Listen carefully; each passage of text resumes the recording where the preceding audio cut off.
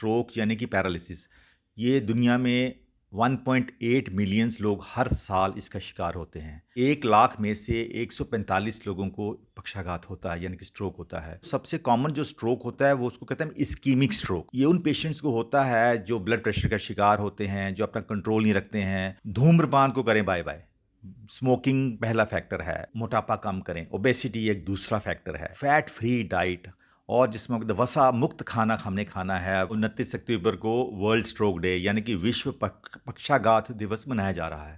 इसकी इंपॉर्टेंस इस वजह से मानी जाती है कि स्ट्रोक यानी कि पैरालिसिस, ये दुनिया में 1.8 मिलियंस लोग हर साल इसका शिकार होते हैं। अगर भारतवर्ष की बात करें तो 1 लाख में से 145 लोगों को पक्षाघात होता है यानी कि स्ट्रोक होता है और 1 मिनट में 3 लोग इंडिया में स्ट्रोक से इन्वॉल्व होते हैं। तो आप मान सकते हैं कितनी गंभीर समस्या है और जिसमें अगर टाइम रहते इसका इलाज ना किया जाए तो लाइफ लॉन्ग विकलांगता हो सकती है, डेथ भी हो सकती है। तो इसलिए हम लोगों की जागरूकता बढ़ाने के लिए कि लोगों को जल्दी लक्षण पता चल जाएं और जल्दी हॉस्पिटल भेजें, ये दिवस हम मना रहे हैं हर साल, इस साल भी। डॉक्टर साहब, 2 किस्म के स्ट्रोक होते हैं। एक होता है ब्रेन हेमरेज और एक होता है नाड़ी का ब्लॉक होना। ब्लॉक। हाँ, आपने क्या बताया 2 किस्म के स्ट्रोक होते हैं। सबसे कॉमन जो स्ट्रोक होता है वो उसको कहते हैं इस्कीमिक स्ट्रोक। ये उन पेशेंट्स को होता है जो ब्लड प्रेशर का शिकार होते हैं, जो अपना कंट्रोल नहीं रखते हैं और उनकी क्या होते है, ब्रेन की नाड़ी वैसे ही ब्लॉक हो जाती है जैसे आपको पता हार्ट अटैक में हार्ट की बीमारी ब्लॉक हो जाती है। जी। तो जैसे ही वो ब्लड वेसल ब्लॉक होती है, जिस एरिया को ब्लड सप्लाई होती है, वो जो ब्लड का फ्लो रुक जाता है, वो एरिया निष्क्रिय हो जाता है और डेड हो जाता है। तो अगर हम जल्दी समय रखते इसका इलाज ना करें तो अल्टीमेटली लाइफ लॉन्ग पैरालिसिस हो जाती है। तो ये था इस्कीमिक स्ट्रोक। दूसरा है हेमरेजिक स्ट्रोक। हेमरेजिक स्ट्रोक वो होता है जैसे दिमाग की नाड़ी ब्लॉक नहीं होती, दिमाग की नाड़ी फट ही जाती है तो वो सारा ब्लड ब्रेन में इकट्ठा हो जाता है। तो अर्जेंटली हमने इससे पहले कि पेशेंट की उसमें डेथ हो जाए, हमने जल्दी से जल्दी हॉस्पिटल पहुंचाना है। और कई बार इसकी जो हेमरेजिक स्ट्रोक में न्यूरोसर्जिकल इंटरवेंशंस के जरिए और ब्रेन का ऑपरेशन भी करना पड़ सकता है। तो ये 2 किस्म के स्ट्रोक होते हैं। डॉक्टर साहब, इस साल का थीम है together we hashtag greater than stroke. ये बहुत ज़बरदस्त थीम है। Together we can hashtag greater than stroke, यानी कि एक साथ हम लोग स्ट्रोक से भी बड़े हैं, यानी कि हम लोग इकट्ठे हो जाएं तो स्ट्रोक का भी मुकाबला कर सकते हैं।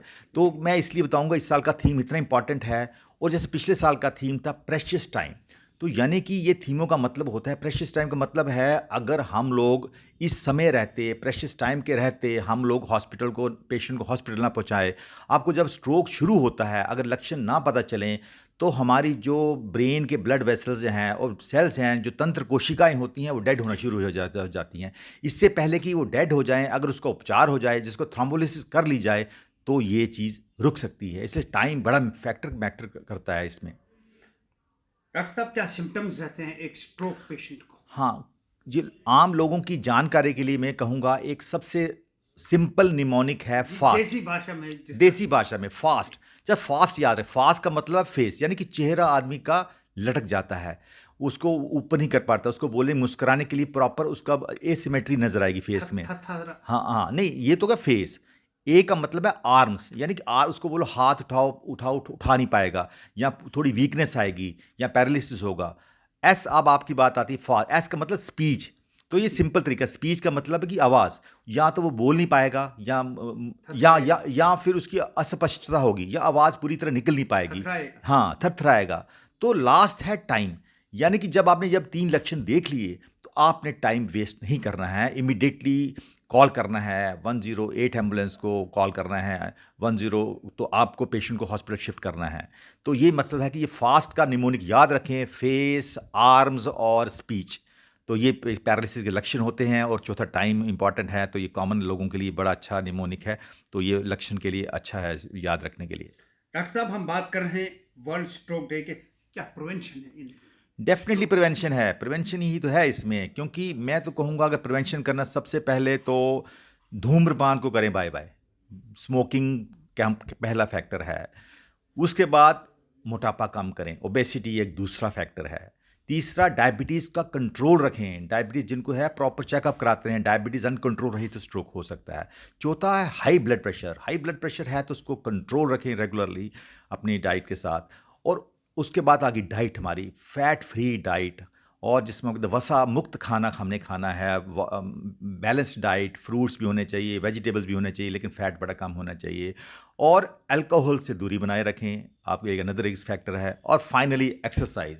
एक्सरसाइज इतनी इंपॉर्टेंट है स्ट्रोक के लिए, जैसे जो WHO की गाइडलाइंस हैं कि हमें रोज़ाना 30 मिनट एक्सरसाइज डेली करनी है, 5 दिन सप्ताह में, वो बनती है 150 मिनट पर वीक। अगर हम एक्सरसाइज करेंगे, हमें ना ब्लड प्रेशर होगा, ना शुगर होगा, ना स्ट्रोक होगा। तो ये सारे प्रिवेंशन के लिए बहुत ज़रूरी उपाय मैंने आपको बताएं। डॉक्टर साहब, हम बात कर रहे हैं 29 अक्टूबर को वर्ल्ड स्ट्रोक डे है, तो ट्रीटमेंट आखिरकार लोग अस्पताल पहुंच जाते हैं, हाँ तो हाँ, तो ट्रीटमेंट मैं किस तो किस्म का कहूँगा होना चाहिए? ट्रीटमेंट अस्पताल पहुँचते ही हो जाता है। लेकिन मैंने आज जैसे आपको बताया 2 किस्म का ट्रीटमेंट होता है। इसमें हेमरेजिक स्ट्रोक का डिफरेंट होता है, इस्कीमिक स्ट्रोक का डिफरेंट होता है। इस्कीमिक स्ट्रोक में हम लोग इमीडिएटली ब्लड थिनर देते हैं सो दैट पेशेंट की वो नाड़ी खुल जाए। अगर ना हो सके तो थ्रोम्बोलिसिस, जैसे हार्ट में थ्रोम्बोलिसिस के, इसमें भी थ्रोम्बोलिसिस की जाती है। तो गोल्डन पीरियड 3 to 6 आवर्स के अंदर अंदर अगर थ्रोम्बोलिसिस हो जाए तो वो एरिया डेड होने से बच सकता है। सिमिलरली जो हेमरेजिक स्ट्रोक है, उसमें अर्जेंट पेशेंट का इससे पहले कि डेथ हो जाए, कुछ मेडिसिन होती हैं जिसके हम इन ब्रेन का प्रेशर कम करते हैं, जैसे मैनीटॉल है। और लेकिन दोनों का ट्रीटमेंट डिफरेंट है। अगर हम इस्कीमिक स्ट्रोक का ट्रीटमेंट हेमरेजिक में डाल देंगे तो पेशेंट उससे मर भी सकता है। हम तो एक तरफ क्लॉटिंग प्रिवेंट कर रहे हैं, दूसरे स्ट्रोक में क्लॉट बन रहा है। अगर गलती से ट्रीटमेंट उल्टा फिर गया तो पेशेंट की डेथ हो जाएगी। सो ये बहुत ज़रूरी है कि हॉस्पिटल में हम प्रॉपर ट्रीटमेंट करें।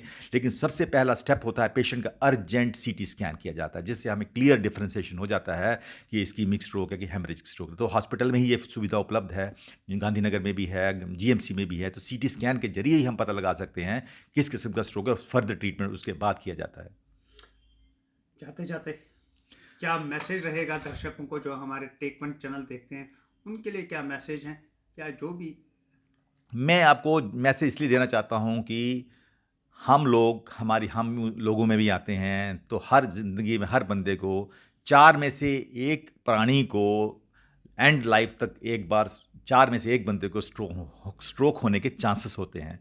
तो कृपया फैट फ्री, जिसको वसा मुक्त खाना खाएं, एक्सरसाइज करें और तनाव टेंशन फ्री रहें, स्ट्रेस मुक्त रहें। सो दैट ग्रीन वेजिटेबल्स का, हरी सब्जियां खाएं, और स्मोकिंग हो गया, अल्कोहल हो गया, ये सब चीज़ें दूरी बनाएं, मोटापा कम करें, सो दैट हम विश्व को स्ट्रोक मुक्त रख सकें।